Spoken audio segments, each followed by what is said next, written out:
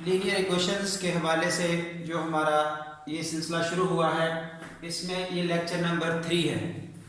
First lecture में हम पढ़ चुके हैं about echelon form and reduce echelon form. Just एक इंट्रोडक्शन था कि ये किस तरह की फॉर्मेशन को हम एचिलॉन फॉर्म कहते हैं या रिड्यूस फॉर्म कहते हैं।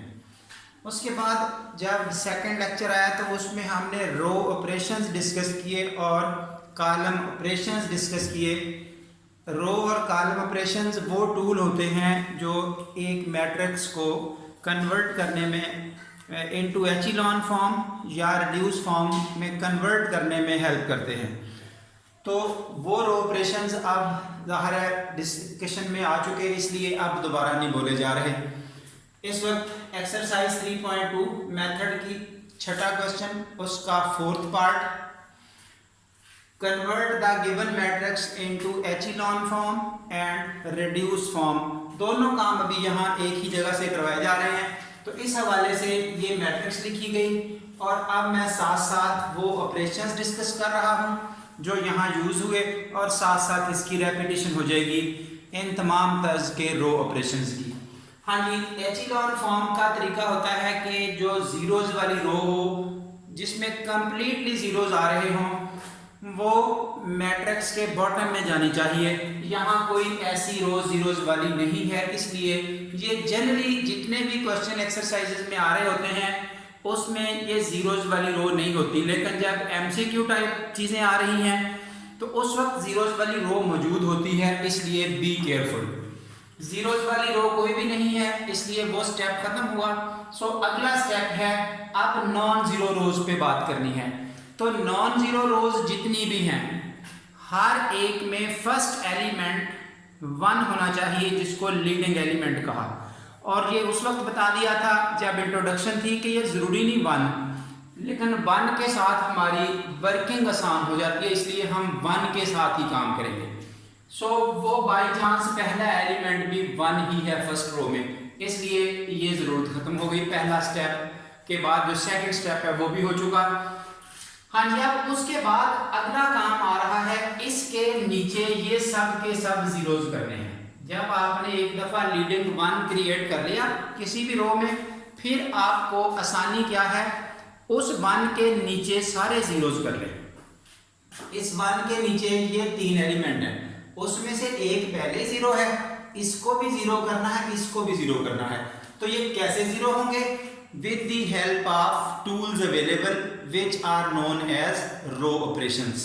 हाँ जी, अब इस 1 को ये जीरो हो चुका, ये जीरो कैसे किया जाएगा? इसको 2 से मल्टीप्लाई करें, इसमें से माइनस करें, 4 से मल्टीप्लाई करें, इसमें से माइनस करें। ज़ाहिर है रो ऑपरेशन में हम ऐसा कर सकते हैं, किसी भी रो को कांस्टेंट से मल्टीप्लाई करके किसी और रो में ऐड या सब्ट्रैक्ट कर सकते हैं। तो जो रो ऑपरेशन यूजेबल हैं वो ये वाले लिखे हुए हैं। उसके बाद ये एक एक्स्ट्रा स्टेप दिखाया गया है यहाँ पर जो कि जरूरत का नहीं होता, लेकिन जब बेसिक समझाई जा रही हो फिर ये चीजें कभी कभी जरूरत बन जाती हैं। मसलन ये हर वो चीज लिखी गई है, जब उसको 2 से मल्टीप्लाई करके इसमें से माइनस किया तो इस वाला एलिमेंट माइनस जो वर्किंग हुई, इस वाला एलिमेंट -5, जब उसको 2 से मल्टीप्लाई किया वो 6 बना, इसमें से माइनस किया वो उसी तरह लिख दिया। जब 2 से मल्टीप्लाई किया -2, जब इसमें से माइनस किया वो +2 हो गया। 3 ऑलरेडी पहले ही मौजूद है, वो 3 में ऐड हो चुका। इस तरह से ये जो रेड कलर में शो किया है ये स्टेप लिख दिया गया है।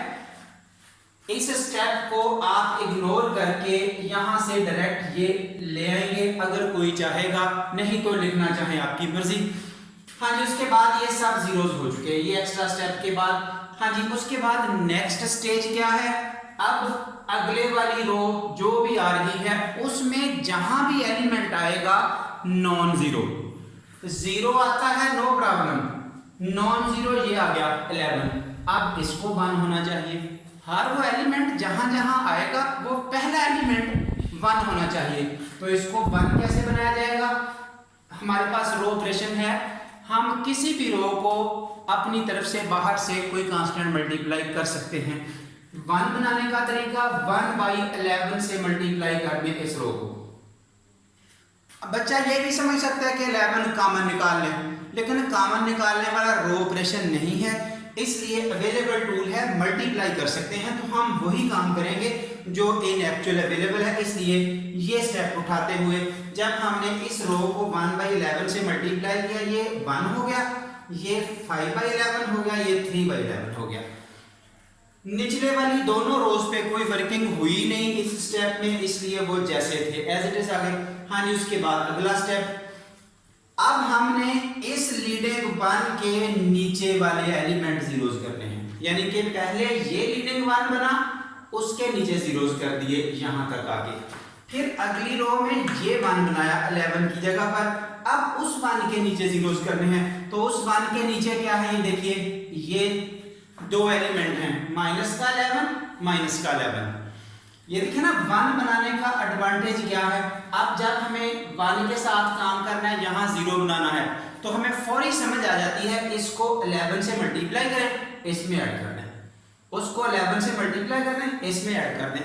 अगर वो कोई और एलिमेंट होता तो हमें यहाँ डिफिकल्टी आती, उस डिफिकल्टी की कवरेज की जाती है 1 के साथ। हाँ जी, ये स्टेपिंग एज इट इज इधर दिखाई गई कि ये स्टेप यहाँ लगाए गए, इसको 0 करने के लिए ये वंस अगेन एक एक्स्ट्रा स्टेप है जिसको हम इग्नोर कर सकते हैं, लेकिन समझाने के लिए सब कुछ लिखा गया कि एलिमेंट मौजूद है यहाँ वाला, उसको 11 से मल्टीप्लाई किया, वो 11 बना, तो आगे ऐड करके लिख दिया, इसी तरह आगे लिखा, ये स्टेप इसी तरह का शो किया गया। अब इसकी सिंप्लीफिकेशन के बाद हम यहाँ पहुंचे, तो ये देखिए इस 1 के नीचे भी जीरोस बन चुके। उसके बाद अब हमारी इस थर्ड रो की टर्न है, यानी कि एक एक करके हम वर्किंग करते जा रहे हैं। अब इस थर्ड रो में जीरोस आते हैं तो कोई प्रॉब्लम नहीं, लेकिन जहां भी एलिमेंट नॉन जीरो है वो 1 करना है। ये देखिए 0 0 0, अब नॉन जीरो एलिमेंट यहां आया 4, इट शुड बी 1। तो 1 बनाने के लिए 1/4 से मल्टीप्लाई करना है, किस रो को, रो नंबर 3 को। सो ये वाली रो नंबर 3 है, इस थर्ड रो को हम 1/4 से मल्टीप्लाई करेंगे जो रो ऑपरेशन मौजूद है, ताकि 1 बने। ऐसा करते हुए ये हुआ, नीचे जीरोस वाली रो आ चुकी। सो ये वाली फॉर्म है हमारी एचिलॉन फॉर्म ऑफ द मैट्रिक्स। ये वाला लेक्चर नंबर 3 का एडिशनल पार्ट है, वही क्वेश्चन है जो लेक्चर नंबर 3 में सॉल्व किया गया। वहां पर इसकी एचिलॉन फॉर्म बनाई गई। एचिलॉन फॉर्म बनाने के लिए कंप्लीट स्टेपिंग करके दिखाई गई, जिसमें बच्चे को हर तरह की अंडरस्टैंडिंग हो चुकी है। इंशाल्लाह उसमें किसी तरह का प्रॉब्लम नहीं है अप टू एचिलॉन फॉर्म। और वहां से ये पिक करके ये लिखा गया क्वेश्चन वही वाला, और ये रिजल्ट लिखा कि ये वाली एचिलॉन फॉर्म लेक्चर 3 वाले हिस्से में हो चुकी है। अब यहाँ एक बात मज़ीद क्लियर करें कि ये वाला एलिमेंट जो 4 है, अगर 4 को 1 ना बनाया जाए देन इट इज़ एचिलॉन फॉर्म, यानी कि इसका 1 होना कतई ज़रूरी नहीं है। हाँ, अगर 1 बना दें तो देन भी एचिलॉन फॉर्म है। उस सूरत में इसको लीडिंग 1 कहते हैं, इसको लीडिंग एलिमेंट कहते हैं। एलिमेंट 4 को 1 बनाने का फायदा, एडवांटेज क्या है, इस 1 से जब हम आगे जीरोस बनाने की कोशिश करते हैं तो वो कंपैरेटिवली आसान होता है अगर 4 को डील किया जाए इसके मुकाबले में। इसलिए यहाँ तक भी एचिलॉन फॉर्म ठीक है, और बेटर वे ये है कि आप इसको इस फॉर्म में लिखें, यहाँ 1 बना के, so that is an echelon form of the matrix. अब इसके बाद रिड्यूस एचिलॉन फॉर्म बनाई जाती है। इसके बाद क्यों? क्योंकि रिड्यूस एचिलॉन फॉर्म का वे क्या है, वो मैट्रिक्स रिड्यूस एचिलॉन फॉर्म में होती है जिसमें पहला स्टेप होता है उसका एचिलॉन फॉर्म होना। उसके बाद अगला एक स्टेप है, each column containing leading 1 must have zeros everywhere else except that leading element। हाँ जी, नोट कर लें, इस वक्त ये वो लीडिंग एलिमेंट है, लीडिंग 1 है, इसके नीचे पहले ही सारे जीरोस हैं, इसका इशू ही नहीं होता।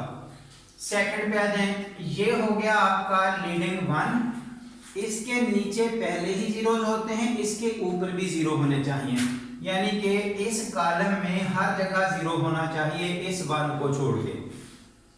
ये कैसे जीरो बनेगा, आप 3 से मल्टीप्लाई करके उसमें से माइनस कर दें। ये आपका यहां से ये स्टेप शो किया है, ये लें R3 माइनस 3 रो 2, ये सोल्यूशन आपका R1 में लिखा, ये एज इट इज स्टेप में की गई, सब स्टेप्स उसी अंदाज से शो किए गए, कुछ चीज ब्लाइंड नहीं छोड़ी गई कि स्टेप डायरेक्ट लिख दिया गया हो। फॉर बेटर अंडरस्टैंडिंग ये एक्स्ट्रा स्टेप लिखा, इस प्लस माइनस की सिंप्लीफिकेशन के बाद आपका ये सोल्यूशन आ गया। और जो बच्चे बेटर अंडरस्टैंडिंग में आ चुके हैं वो यहाँ से ये स्टेप लिखने की बजाय डायरेक्ट ये स्टेप लिख सकते हैं। उसके बाद यहाँ पहुंचे, अब इसका प्रॉब्लम भी सॉल्व हो गया। इस कॉलम की बारी है, यहाँ पर कोई लीडिंग 1 नहीं है, इसलिए ये एज इट इज ऑलराइट, इसका कोई प्रॉब्लम नहीं है। रिड्यूस फॉर्म में इस कॉलम को कुछ नहीं कहा जाएगा। फर्दर ये रहा आपका लीडिंग 1, लीडिंग एलिमेंट, तो इस वाले कॉलम में इस 1 को छोड़ के बाकी हर जगह जीरोज होने चाहिए। इस 1 के नीचे पहले ही जीरोज होते हैं, ऊपर कैसे जीरो बनेगा, ये आपको 13/11 से इसको रो 3 को मल्टीप्लाई करें, इसमें से माइनस करें, 3/11 से मल्टीप्लाई करके इसमें से माइनस करें, तो ऐसा करते हुए आपकी स्टेपिंग ये दिखाई गई। ये वंस अगेन एक्स्ट्रा स्टेप है जो सिंप्लीफिकेशन का ही है, उसके बाद डायरेक्ट आप ये लिख सकते हैं आफ्टर सिंप्लीफिकेशन। तो ये आपके पास है रिक्वायर्ड रिड्यूस एचिलॉन फॉर्म। तो अब उम्मीद है कि रिड्यूस फॉर्म के हवाले से हर तरह की कंफ्यूजन खत्म हो जाएगी। यहाँ इस तरह की मिस्टेक नहीं करनी, एक वक्त में एक कॉलम को कंप्लीट करें, क्योंकि एक कॉलम में जब कंप्लीशन आती है तो फर्दर इधर भी चेंजेस आ जाती हैं। फिर अगले स्टेप में यानी कि स्टेप्स का ख्याल ये रखें, ईच कॉलम कंटेनर लीडिंग 1, जिस कॉलम में वर्किंग करें उस कॉलम का कंप्लीट सेटअप खत्म कर दें, अगले कॉलम्स को नए स्ट्रक्चर में लेके जाएं, नए स्टेप्स में लेके जाएं, तमाम कॉलम्स को एक ही जगह डील ना करें। बस ये एक सोचने का इशू होगा जहां पे बच्चा मिस्टेक करेगा, यानी कि पहले इस कॉलम का स्टेप किया, ये पहुंच गए, फिर इस वाले कॉलम के दोनों स्टेप इकट्ठे हो गए, एक कॉलम के स्टेप्स एक जगह करें। तो इंशाल्लाह अब जब कमिंग लेक्चर्स में हम इस एचिलॉन फॉर्म या रिड्यूस एचिलॉन फॉर्म को सिस्टम ऑफ इक्वेशंस सॉल्व करने के लिए यूज़ करेंगे, इनका यूजेज आएगा कि इनको इस्तेमाल हमने कहाँ करना है, तो वंस अगेन इनकी फॉर्मेशन बना के दिखा दी जाएगी फॉर बेटर यूज़। तो वहाँ पर मज़ीद नॉलेज बच्चे के पास आ जाएगा। अगर किसी को कोई थोड़ी बहुत कन्फ्यूजन होगी भी तो वहाँ पर क्लियर कर सकता है इंशाल्लाह। यहाँ तक उम्मीद है कि everything is alright. Thank you very much.